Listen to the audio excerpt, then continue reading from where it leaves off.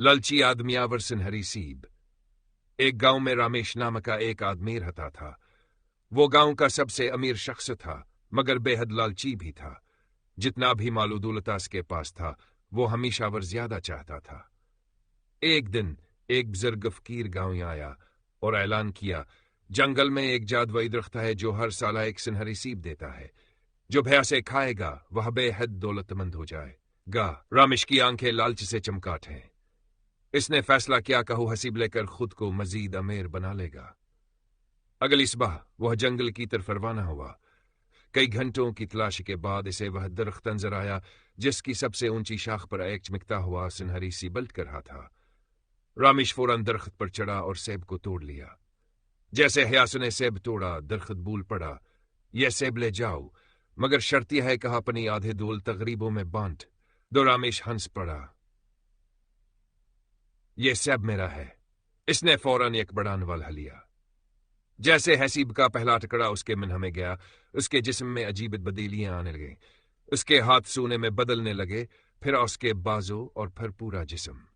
चंद हलमहों में वह मुकम्मल तौर पर एक सिनहरीम जिस्म बन गया, हमेशा के लिए अपनी लालच के जाल में कैद। बाद में गांव वालों ने वो सिनहरीम जिस्म और बचा हुआ सीब देखा। उन्होंने इस कहानी से सबक सीखा और सेब को आपस में बांट लिया। पूरा गांव खुशहाल हो गया। सब लालच इंसान को बर्बाद कर देता है, मगर सखावत खुशहाली लाती है। सब्र का इम्तिहान। एक पुरसकून गांव में जो सरसब्ज पहाड़ियों के दरमियान बसा था, कर्ण नाम का एक लड़का रहता था। वो होशियार और तेज फहम था, लेकिन उसमें एक कमी थी, उसे सब्र नहीं था। अगर वो कोई बीज बुता तो अगले है दिन खोद कर देखता कि आया भागा या नहीं।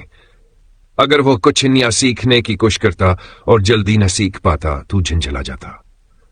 एक दिन गांव में एक दाना बुजुर्ग गरोदियो आए। वह अपनी दानशमंदी और सादा आजमाइशों से कीमती सबक सिखाने के लिए मशहूर थे। करनान के पास सीखने गया तो गुरुदेव ने उसे मिट्टी से भरा एक छोटा सा मिट्टी का बर्तनावर एक बीज दिया।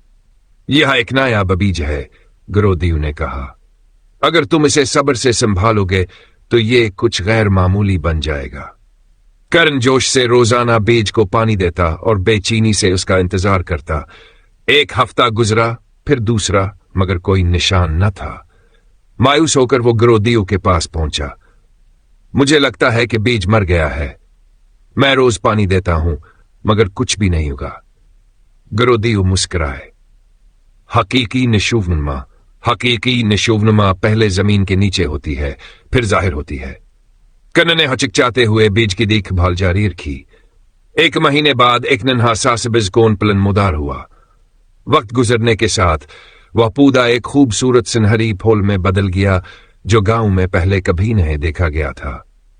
गुरुदेव ने मुस्कुराते हुए कहा, सब्र का मतलब सिर्फ इंतजार करना नहीं, बल्कि हासिकीन के साथ काम करना है कि तुम्हारी मेहनत का फलूकत पर जरूर मिलेगा। इस दिन के बाद कर्ण ने सब्र का मतलब समझ लिया और जिंदगी में हर चीज के लिए वक्त देना सीख लिया।